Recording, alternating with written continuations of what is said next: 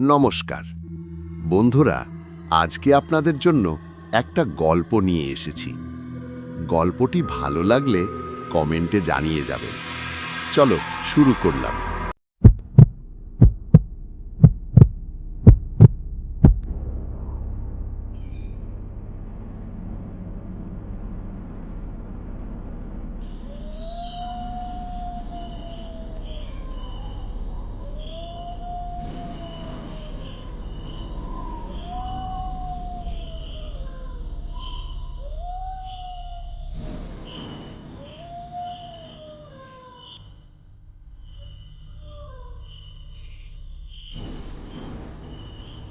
বাংলার প্রত্যন্ত গ্রামগুলোতে অনেক গল্প লুকিয়ে থাকে। কিছু গল্প লোককথা, কিছু গল্প কুসংস্কার, কিন্তু কিছু গল্প আছে যেগুলো সত্যি কিনা কেউ জানে না। কারণ যারা সত্যিটা জানতো তারা আর কখনো ফিরে আসেনি।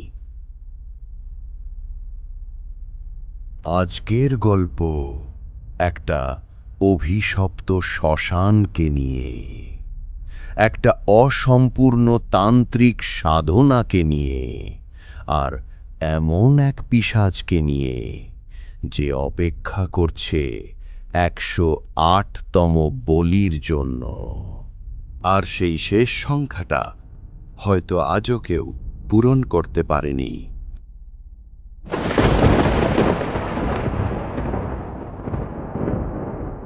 গল্পের নাম রক্তচন্দ্রের পিশাচ।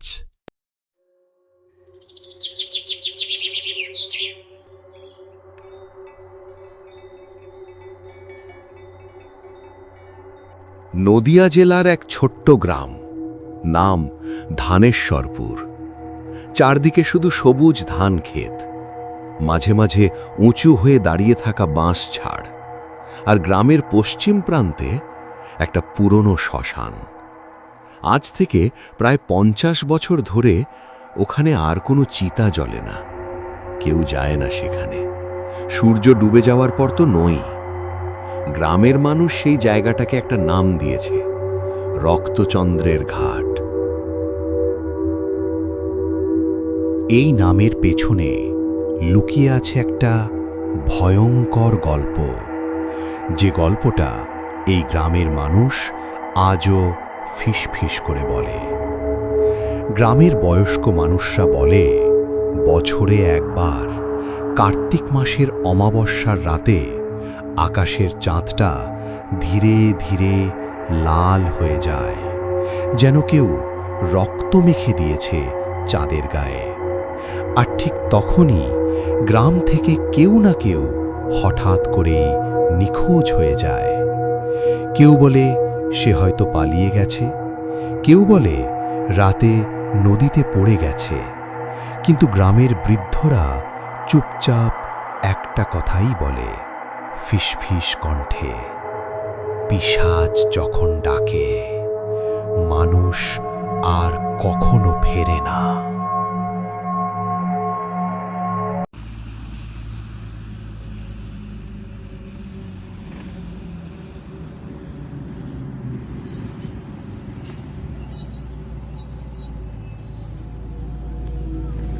বিকেলের শেষ আলো তখন ধান ক্ষেতের উপর পড়ছে। রাস্তার পাশে দাঁড়িয়ে থাকা পুরনো একটা বাস ধীরে ধীরে থামল। বাসের দরজা খুলতেই নেমে এলো একজন যুবক। তার নাম অর্ণব, বয়স 27, কলকাতার ছেলে, পেশায় ফ্রিল্যান্স ভিডিওগ্রাফার।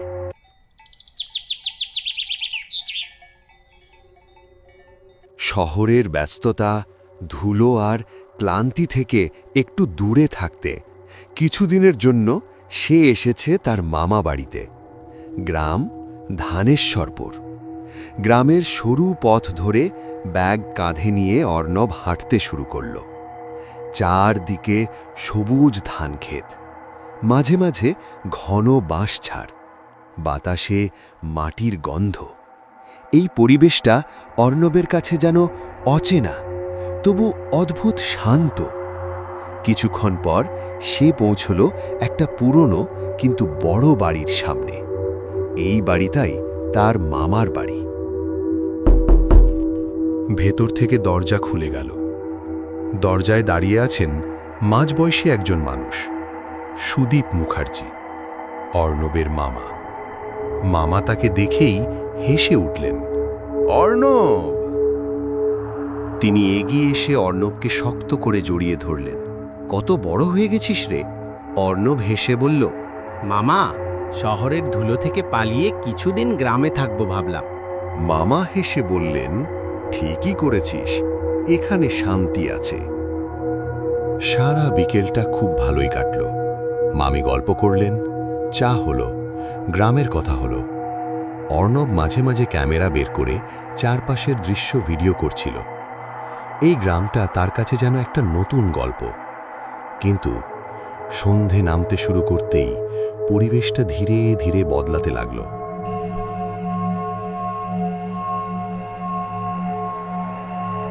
আকাশের আলো ধীরে ধীরে ম্লান হয়ে গেল।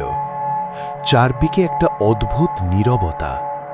ঠিক তখনই অর্ণব লক্ষ্য করল তার মামার মুখটা হঠাৎ গম্ভীর হয়ে গেছে। যে মানুষটা সারা দিন হাসছিলেন তিনি এখন চুপচাপ বসে আছেন। মামা ধীরে বললেন, অর্ণব, একটা কথা মনে রাখবি। অর্ণব অবাক হয়ে তাকালো, কি কথা? মামা কিছুক্ষণ নীরব রইলেন। তার চোখে যেন একটা অদ্ভুত অস্বস্তি। তারপর ধীরে ধীরে বললেন, রাতে পশ্চিমের দিকে যাবি না। অর্ণব ভ্রু কুঁচকে বলল, কেন? মামা কয়েক সেকেন্ড কিছু বললেন না। তারপর খুব ধীরে বললেন, ওখানে একটা পুরনো শ্মশান আছে। অর্ণব হেসে ফেলল। মামা, ভূতের গল্পে আমি ভয় পাই না। মামা তার দিকে গভীরভাবে তাকিয়ে রইলেন। তারপর ধীরে ধীরে বললেন, সব গল্প ভূতের গল্প নয়।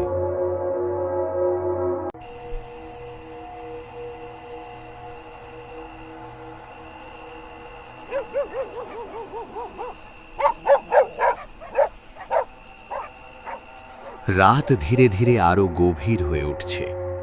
ঘরের ভেতর মৃদু কুয়াশার মতো নীরবতা। অর্ণব বিছানায় শুয়ে আছে, ঘুমানোর চেষ্টা করছে, কিন্তু নতুন জায়গা, অজানা পরিবেশ, ঘুম যেন কিছুতেই আসছে না। ঘড়ির দিকে তাকালো সে। সময় 12:17। হঠাৎ অর্ণবের চোখ হঠাৎই খুলে গেল। শব্দটা আবার হলো। তার বুকের ভেতর হালকা ধকধক শুরু হলো। শব্দটা কোথা থেকে আসছে? ঘরের ভেতর নাকি বাইরে থেকে? অর্ণব ধীরে ধীরে উঠে বসল। তার দৃষ্টি গেল জানলার দিকে। জানলার বাইরে একটা ঘন বাঁশঝাড়, কিন্তু অদ্ভুত একটা ব্যাপার, চারপাশে একটুও হাওয়া নেই। তবুও বাঁশগুলো নিজে থেকেই দুলছে, ধীরে, আস্তে, অস্বাভাবিকভাবে। অর্ণবের শরীরের ভেতর ঠান্ডা একটা স্রোত বয়ে গেল। সে ধীরে ধীরে জানলার কাছে এগিয়ে গেল। তার চোখ অন্ধকারে অভ্যস্ত হতে শুরু করল। হঠাৎ সে কিছু একটা দেখল। বাঁশঝাড়ের ভেতর একটা ছায়া, কিন্তু ওটা কোনো সাধারণ ছায়া নয়। ওটা অস্বাভাবিক লম্বা, মানুষের চেয়েও অনেক বেশি উঁচু। মনে হচ্ছে যেন কেউ দাঁড়িয়ে আছে অন্ধকারের ভেতর, নড়ছে না, শুধু তাকিয়ে আছে। অর্ণবের বুকের ভেতর কাঁপন শুরু হলো। তারপর হঠাৎই একটা শব্দ, খুব ধীরে, খুব কাছ থেকে, একটা ফিস ফিস কণ্ঠ, আয়। অর্ণবের শরীর এক মুহূর্তে জমে গেল। ওই কণ্ঠে মানুষের উষ্ণতা নেই, আছে শুধু অন্ধকার আর একটা ভয়ঙ্কর ক্ষুধা, রক্তের ক্ষুধা।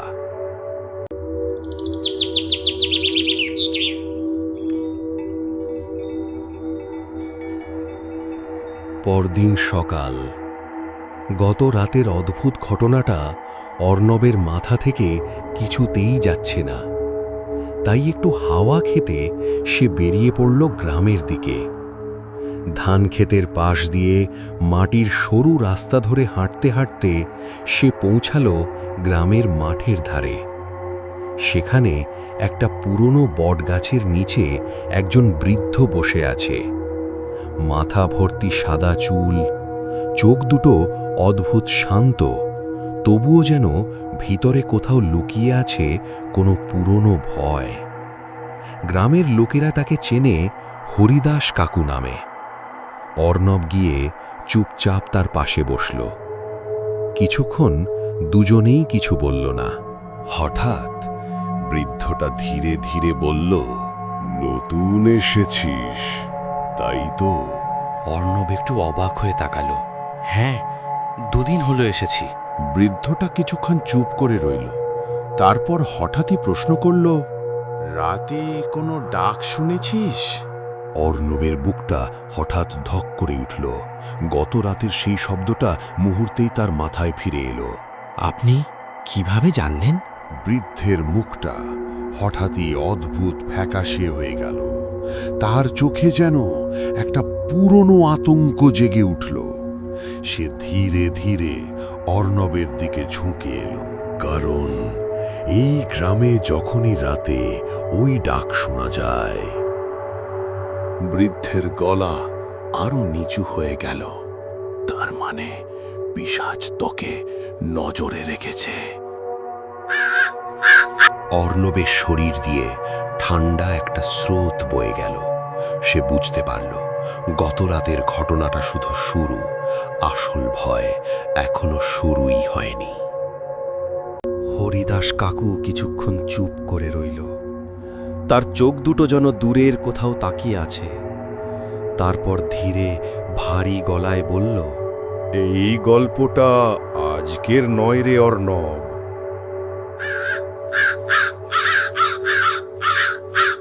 ব্রিটিশ আমলের কথা।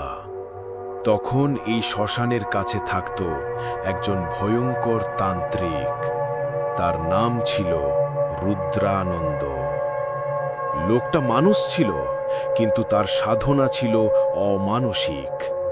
সে চাইতো অমরত্ব, কিন্তু অমর হওয়ার জন্য তার তন্ত্রে লাগত একটা ভয়ঙ্কর বলি।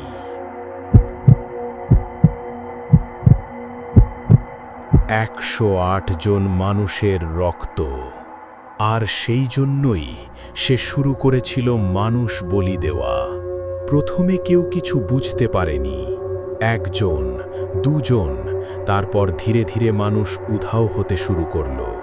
গ্রামের মানুষ ভাবত হয়তো বাঘে নিয়েছে, হয়তো ডাকাতেরা মেরেছে, কিন্তু সত্যিটা ছিল আরও ভয়ঙ্কর। রুদ্রানন্দ এই শ্মশানেই এক এক করে মানুষ বলি দিত। তার তন্ত্রযজ্ঞের আগুনে ঝরত মানুষের রক্ত। যখন গ্রামের মানুষ সত্যিটা জানতে পারল, তখন অনেক দেরি হয়ে গেছে।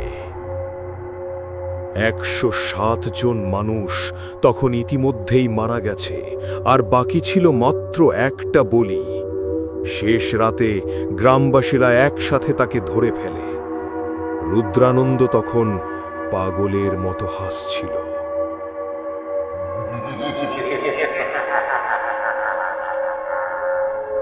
সে বলেছিল, আমাকে মারলেও লাভ নেই, আমার সাধনা শেষ হবেই। কিন্তু গ্রামের মানুষ আর কিছু শোনেনি। তারা এই শ্মশানেই তাকে আগুনে পুড়িয়ে মারে। রুদ্রানন্দের শরীর আগুনে ছাই হয়ে যায়। কিন্তু হরিদাস কাকু ধীরে অর্ণবের দিকে তাকালো। তার চোখে একটা অদ্ভুত ভয়।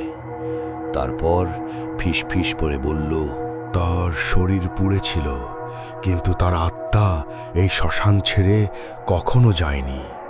কারণ তার সাধনা অসম্পূর্ণ ছিল। 108 নম্বর বলি সে আজও খুঁজছে। অর্ণবের বুকের ভেতরটা হঠাৎ ঠান্ডা হয়ে গেল, কারণ সে বুঝতে পারল এই গল্পটা শুধু অতীত নয়, হয়তো আজও চলছে। সেই রাত, ঘড়ির কাঁটা ধীরে ধীরে এগিয়ে যাচ্ছে। হঠাৎ 12:17 ঠিক আগের রাতের মতোই আবার শোনা গেল সেই ফিসফিসে ডাক। আয় আয়। অর্ণবের বুকের ভেতর ধকধক করছে, কিন্তু এবার সে ভয় পেয়ে দরজা বন্ধ করে বসে থাকল না। ধীরে ধীরে দরজা খুলল, তারপর অন্ধকার রাস্তা ধরে একাই হাঁটতে শুরু করল।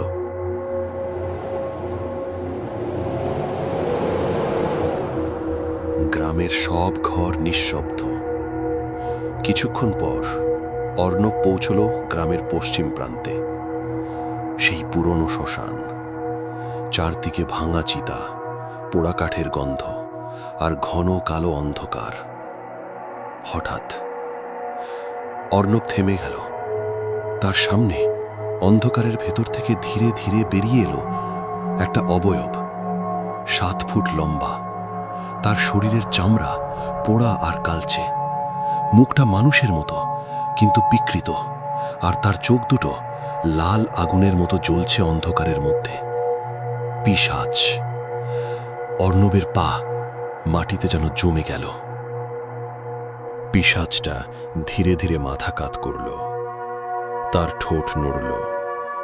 একটা ভারী কর্কশ গলা অন্ধকারে গর্জে উঠল। 108, শেষ সংখ্যা, শেষ বলি। ঠিক তখনই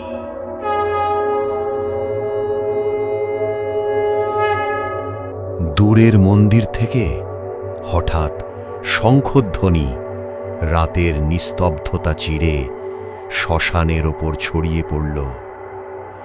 পিশাচটা হঠাৎ ভয়ঙ্কর চিৎকার করে উঠল।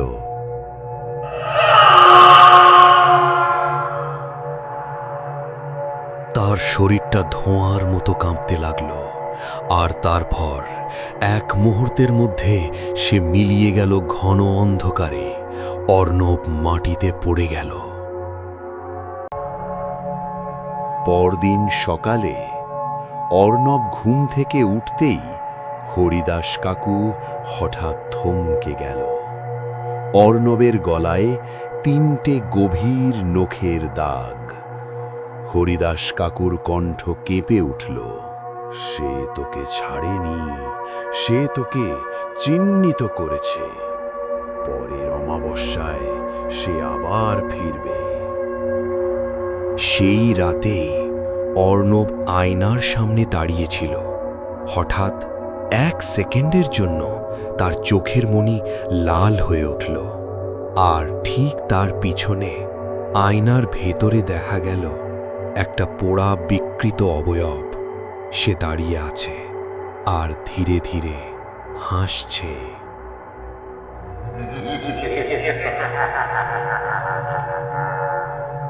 অর্ণব কি সত্যি শিকার, নাকি সেই হবে পরবর্তী পিশাচ? রুদ্রানন্দের অসম্পূর্ণ সাধনা কি তার মাধ্যমেই পূর্ণ হবে? জানতে হলে অপেক্ষা করুন পরবর্তী অধ্যায়ের জন্য। গল্পটি ভালো লাগলে ভিডিওতে একটি লাইক করুন আর চ্যানেলটি সাবস্ক্রাইব করুন। যদি আপনাদের কাছে কোনো ভূতের ঘটনা বা গল্প থাকে, কমেন্টে জানিয়ে যাবেন।